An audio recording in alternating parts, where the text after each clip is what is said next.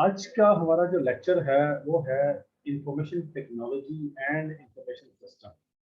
सबसे पहले तो मैं आपको इसमें डिफरेंस बताऊंगा कि इंफॉर्मेशन टेक्नोलॉजी क्या है और इंफॉर्मेशन सिस्टम क्या होता है।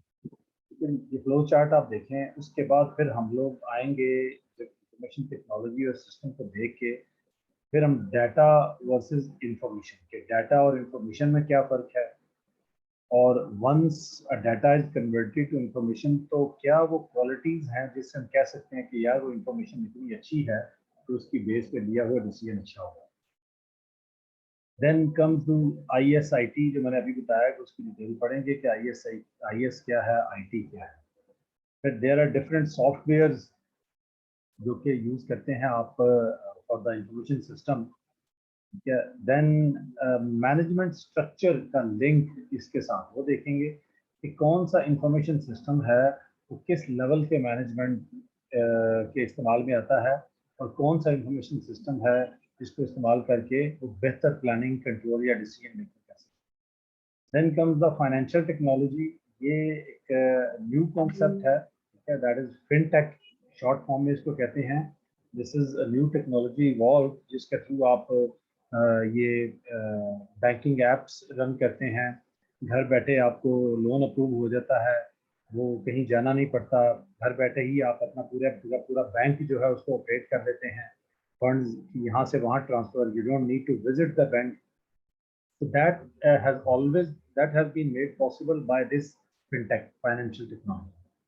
And then types of systems. There are different types of information systems. वो हम देखेंगे कौन कौन से हैं। सबसे पहले हम डिस्कस करते हैं the difference between IT and IS। IT जैसा कि इसके नाम से जाहिर है इंफॉर्मेशन टेक्नोलॉजी, वो टेक्नोलॉजी जो इंफॉर्मेशन को कलेक्ट करने, स्टोर करने, प्रोसेस करने और डिसेमिनेट करने के लिए इस्तेमाल होती है। इसको हम कहते हैं इंफॉर्मेशन टेक्नोलॉजी। यानी क्या क्या काम, इंफॉर्मेशन को कलेक्ट करना, उसको प्रोसेस करना, और ज़रूरत हो तो स्टोर कर लेना, और ज़रूरत है तो जिस जिसको पहुंचाना है पहुंचा देना। इस काम के लिए जो जो टेक्नोलॉजी यूज होती है वो IT में आएगी। इसमें आपके कंप्यूटर्स हैं, लैपटॉप्स हैं, मोबाइल फोन्स हैं, and so many technologies available nowadays to disseminate information। Information system वो पूरा सिस्टम है जो आपने बनाया होता है किसी भी ऑर्गेनाइजेशन में, जिसमें इंफॉर्मेशन का एक फॉर्मल फ्लो होता है। ठीक है, आपको पता है कि अगर ऑर्डर्स आएंगे तो वो कहाँ से स्टार्ट होंगे और किस चेन में आएंगे। रिक्वेस्ट है तो कहाँ से स्टार्ट होगी, किधर जाएंगे। फीडबैक है तो किस कहाँ से स्टार्ट होगा, कहाँ जाएगा। ये तमाम जो इंफॉर्मेशन है इसका पूरा एक सिस्टम बना होता है। इस पूरे को कहते हैं इंफॉर्मेशन सिस्टम। अब इंफॉर्मेशन सिस्टम जो है अब वो बड़े कॉम्प्लिकेटेड हो गए हैं, इसलिए अभी मौजूदा दौर में विदाउट टेक्नोलॉजी तो कोई इंफॉर्मेशन सिस्टम एग्जिस्ट नहीं कर सकता। पुराने दौर में जब इतनी ज़्यादा इंफॉर्मेशन नहीं हुआ करती थी, जब हम इंफॉर्मेशन एज में नहीं थे, तो तब टेक्नोलॉजी ना भी हो तो हम बात कर सकते हैं। जिस तरह से ना डिफरेंट एजेस में इंसान जिंदा रहा है। मिसाल के तौर पर पहले स्टोन एज थी। स्टोन एज के बाद जब थोड़ी रेवोल्यूशनलाइजेशन आई तो फिर इंसान एक इंडस्ट्रियल एज में चला गया, इंडस्ट्री बूम की। फिर इंडस्ट्रियलाइजेशन के बाद फिर अब आप जो है इस वक्त you guys are living in information age. ये मालूमात का दौर है, इंफॉर्मेशन एज। जिसके पास जितनी अच्छी, स्ट्रॉन्ग, सॉलिड और टाइमली इंफॉर्मेशन मौजूद है वो उतना बेहतर डिसीजन मेकिंग कर सकता है। ये तो है IT और IS। इसके बाद है डाटा एंड इंफॉर्मेशन। याद रखिएगा, डाटा होता है रॉ फैक्ट्स एंड फिगर्स जो आप इकट्ठा करते हैं ना, दैट इज डाटा। मिसाल के तौर पर आप फाइनेंशियल अकाउंटिंग की ही बात करते हैं तो इनिशियली ट्रांजैक्शन जितनी भी आपकी होती हैं, जितने मेरे रिसीवेबल, इतने मेरे पेएबल, इतनी मेरी सेल, इतनी मेरी परचेज, तो सारे का सारा डाटा है। उसको जब इकट्ठा करके किसी एक फॉर्मेट में like financial statement, statement of profit and loss आपने बना दी, it becomes the information. Information वो होती है जिसके कोई मीनिंग होती है, जिसको समझ के कोई बंदा डिसीजन ले सकता है, जिसका एनालिसिस करना पॉसिबल होता है। डाटा डाटा जो है वो रॉ फैक्ट्स एंड फिगर्स होते हैं। तो जब डाटा प्रोसेस हो जाता है फिर वो इंफॉर्मेशन में कन्वर्ट हो जाता है। तो इंफॉर्मेशन क्या होती है? It is a processed data. Definition देख लें, data consist of numbers, letters, symbols, raw facts, events, transaction, इन ये सब कुछ जो है ये आपका डाटा है। डाटा की मेनली दो टाइप्स है, क्वांटिटेटिव डाटा यानी क्वांटिटी में 1 2 3 4 10, आज मेरी इतनी यूनिट सेल हुई। क्वालिटेटिव डाटा, आज मेरी सेल बहुत अच्छी रही। क्वांटिटेटिव डाटा जो है, this is all about quantity, and qualitative data is all about statement. आप कहते हैं यार आपने बहुत अच्छा परफॉर्म किया, दिस इज क्वालिटेटिव इंफॉर्मेशन या डाटा। या आप कहते हैं कि यार आपने कल 10 यूनिट बेची थी, आज आपने 15 बेच दी, तो इसका मतलब ये है कि आपने अच्छा परफॉर्म किया। Data can be discrete, discrete का मतलब है कि फिक्स्ड वैल्यू होती है। फॉर एग्जांपल 1 2 3 4, कुछ डाटा ऐसा है जो पॉइंट्स में नहीं हो सकता। मिसाल के तौर पे आप कहें कि जी मैंने कितने लोगों को आज सेल किया, तो यू कैन नॉट से कि 2.5% को सेल किया, क्योंकि बंदे या 2 होंगे या 3 होंगे।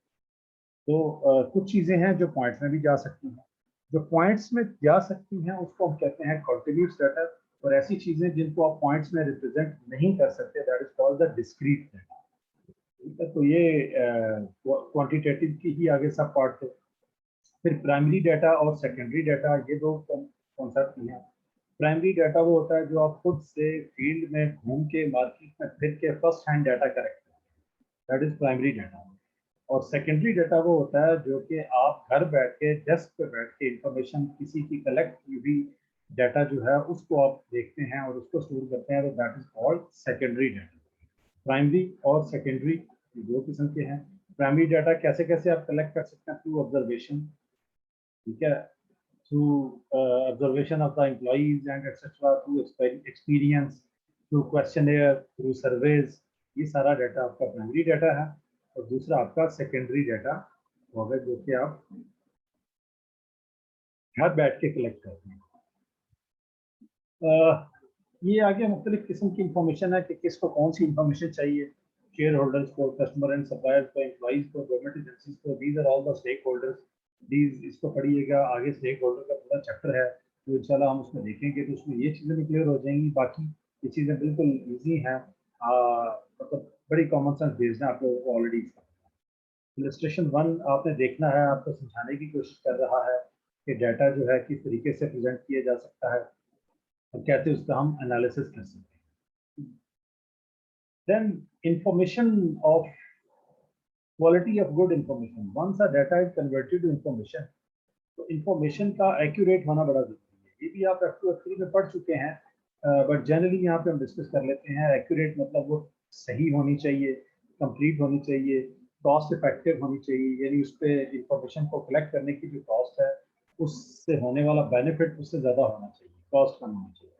अंडरस्टैंडेबल होनी चाहिए, मुश्किल ना हो, जार्गन का यूज हो, रेलेवेंट होनी चाहिए। अडाप्टेबल, अडाप्टेबल से मुराद ये है कि किसी भी जगह पे उसको मोड़ा जा सके और इस्तेमाल किया जा सके, timely and easy to use. ये तमाम के तमाम एस्पेक्ट्स हैं। कोई इंफॉर्मेशन जो है अगर उसका आप कहें कि यार ये बड़ी क्वालिटी की इंफॉर्मेशन है, तो उसमें ये तमाम एट्रीब्यूट मौजूद होने चाहिए। कोई भी एट्रीब्यूट अगर मौजूद नहीं होगा तो उसकी बेस पे लिया हुआ डिसीजन जो है that would not be that much better or good decision. Okay. Then moving ahead, data, ये सारा उसने अगेन उसको इंफॉर्मेशन की क्वालिटीज को एक्सप्लेन किया है। You can go through this easy part. Then IT and IS के बारे में जाते हैं। इंफॉर्मेशन सिस्टम्स की उसने बात की है कि वो management and provision of information, यानी इंफॉर्मेशन सिस्टम क्या है, the whole system through which information is managed and then provided to the relevant person. कहता है ना, collection of information, then processing of information and then dissemination, ये आपका पूरा information system है जो कि एक काम करता है। उस पूरे में डिफरेंट जगहों पर डिफरेंट टेक्नोलॉजीज यूज होती हैं, उसको हम कहते हैं इंफॉर्मेशन टेक्नोलॉजी। ठीक है जी। इंफॉर्मेशन टेक्नोलॉजी का इक्विपमेंट जो कि कैप्चर, स्टोर, ट्रांसमिशन या प्रेजेंटेशन करता है डाटा को, that is the IT. Types of information system. अच्छा, इंफॉर्मेशन सिस्टम कैसा होगा डिपेंड करता है कि किसको इंफॉर्मेशन चाहिए। क्या वो इंफॉर्मेशन जो है वो स्ट्रेटेजिक लेवल पे रिक्वायर्ड है, टॉप लेवल लोगों को चाहिए, क्या वो इंफॉर्मेशन टैक्टिकल लेवल पे जो मैनेजर्स हैं उनको चाहिए, क्या वो इंफॉर्मेशन ऑपरेशनल लेवल के बंदों को चाहिए। ये डिपेंड करता है। अकॉर्डिंगली फिर आपकी वो जो इंफॉर्मेशन है वो चेंज होगी। फॉर एग्जांपल स्ट्रेटेजिक लेवल पे जो इंफॉर्मेशन होती है टाइम होराइजन वाइज इसको हम कैटेगराइज करें तो इट्स अ लॉन्ग टर्म, जबकि ऑपरेशनल लेवल पे it is an immediate nature, और टैक्टिकल लेवल पे नॉर्मली शॉर्ट टर्म होती है या जिसको आप एनुअल बेसिस पे कह सकते हैं। इसी तरीके से डिटेल लेवल अगर हम देखें तो टॉप लेवल डायरेक्टर जो हैं उनको समराइज्ड फॉर्म में चाहिए, समरी स्टेटमेंट बस एक बना कर दे दो। उनको डिटेल नहीं चाहिए कि आज के दिन में कितनी सेल हुई, कितने लोगों से पैसे आए, कितने लोगों से पैसे गए। वो जो है normally it should be aggregated या समराइज्ड होगी। ऑन द अदर हैंड जो लोअर लेवल पे ऑपरेशनल लेवल पे इंफॉर्मेशन है that must be highly detailed enough के जो लो लेवल पे काम करने वाला बंदा है उसको सारी की सारी बात समझ में आ जाए, पूरे का पूरा काम करने का प्रोसीजर उसको समझाया जाए। और जो टेक्निकल लेवल पे है ये इन बिटवीन कहीं फॉल करती है, कुछ इंफॉर्मेशन डिटेल्ड होती है और कुछ समझाई। Source of information mainly external है, क्योंकि डायरेक्टर्स में डिसीजन लेते हैं तो डिसीजन लेने के लिए नॉर्मली एक्सटर्नल मार्केट को जरूर सामने रखा जाता है। ऑन द अदर हैंड एक सुपरवाइजर है या एक एम्प्लॉय काम कर रहा है बिल्कुल ऑपरेशनल लेवल पे, उसको सारी इंफॉर्मेशन इंटरनली रिक्वायर्ड होती है, और बीच के जो लोग होते हैं टेक्निकल लेवल के लोग उनकी मिक्सड अप होती है, कुछ इंटरनल कुछ एक्सटर्नल। डिग्री ऑफ इंफॉर्मेशन चूंकि लॉन्ग टर्म रिलेटेड होती है, इनकी इंफॉर्मेशन जो डायरेक्टर लेवल पे है तो it is actually mostly uncertain, और जबकि सुपरवाइजर या जो लेबर लेवल पे बंदा काम कर रहा है उसको श्योर होना चाहिए कि वो क्या काम करना है उसमें, दैट इज सर्टन। और जो टेक्निकल लेवल पे है mixed sort of information. Frequency की बात करें, डायरेक्टर्स को रोज इंफॉर्मेशन नहीं जाती, इनफ्रीक्वेंट होती है, कभी कभार रिपोर्ट बना के जब वो मांगे दे देते हैं, जबकि एम्प्लॉइज के लेवल पे डेली बेसिस पे रादर आर्ली बेसिस पे शायद उससे भी ज़्यादा जल्दी फ्रीक्वेंसी में इंफॉर्मेशन फ्लो हो रही है। तो डिपेंड करता है कि कौन सा लेवल को इंफॉर्मेशन चाहिए, उस तरह का इंफॉर्मेशन सिस्टम जो है वो आप अपने पास बना लेंगे और डिवाइस कर लेंगे। इंफॉर्मेशन सिस्टम की अगर बात करें वो वही ऑपरेशनल टैक्टिकल स्ट्रेटेजिक बिजनेस से बताया है। अब डिफरेंट इंफॉर्मेशन सिस्टम्स हैं जिनको हम देखते हैं। लेट्स से सबसे पहला है TPS. TPS stands for transaction processing system. अच्छा, ये कोई अलग से कोई चीज़ नहीं होती है टीपीएस, आप समझो कि यार ये पता नहीं कहाँ से मिलेगा मुझे, सॉफ्टवेयर है या समथिंग, नहीं। हर वो इंफॉर्मेशन सिस्टम जो ऑपरेशनल लेवल पे जो ट्रांजैक्शन हो रही हैं उनको रिकॉर्ड करना और उनको प्रोसेस करने का काम करता है ना, उसको हम टीपीएस कहते हैं। It can be a manual register, it can be an Excel जिस पर ट्रांजैक्शन हो रही है, it can be a quick book, PhD accounting software, कोई भी हो सकता है। जहाँ पे इंफॉर्मेशन रिकॉर्ड होती है, इनिशियली ट्रांजैक्शन रिकॉर्ड होती हैं और डिटेल्ड इंफॉर्मेशन होती है ऑपरेशनल लेवल के इस्तेमाल के लिए, उस सिस्टम को हम कहते हैं TPS, transaction processing system. Transaction processing system से इंफॉर्मेशन जो है वो फिर निकलती है। आप ये देखें, ये टीपीएस जो है it is used at the operational level. You can just see from here, this is TPS which is used at the operational level. On the other hand जो टेक्निकल लेवल है उसके लिए you use the MIS, management information system.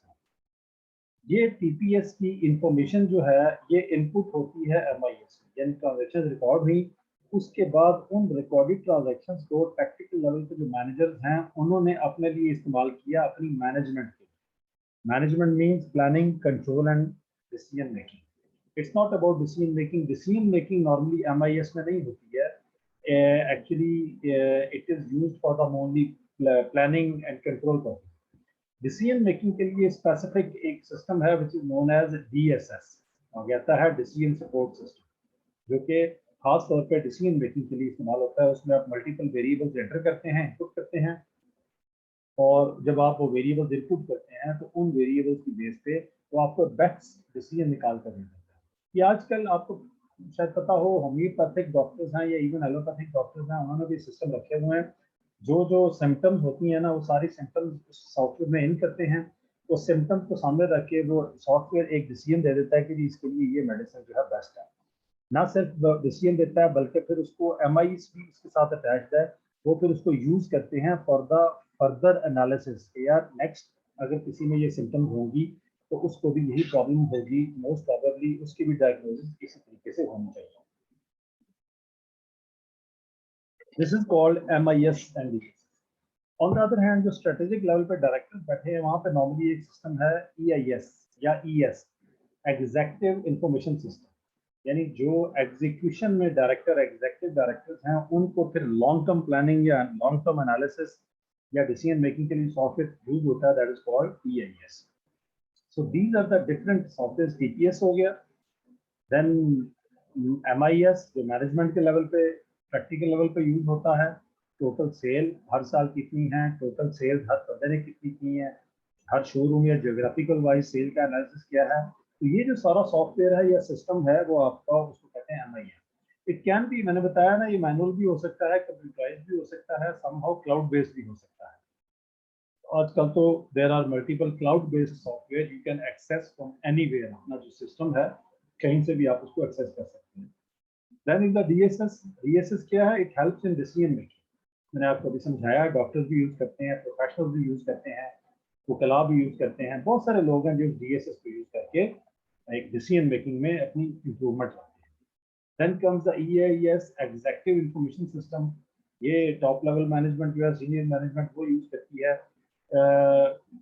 Turning the entire business data into useful summarized reports. बड़ी अच्छे तरीके से ऐसी reports जिनकी बेस पे वो लॉन्ग टर्म प्लान कर सकें, अपने बिजनेस का पूरा एनालिसिस कर सकें, ये वो EIS जो है उस तरह की इंफॉर्मेशन प्रोड्यूस करके दे देते हैं। टिपिकल EIS जो है would combine many types of data on the same screen and make it easier for executive to understand the performance of the business। यानी पूरे बिजनेस की परफॉर्मेंस को समझना उनके लिए आसान हो जाता है। फॉर एग्जांपल ये मार्केट शेयर उन्होंने लिखा हुआ है लास्ट हाफ, 2005 का आखिरी हाफ है उसका मार्केट शेयर है, ये उन्होंने दी हुई है। साथ में मोनेक्स के जो डार्क है वो US है, विच इज 35%।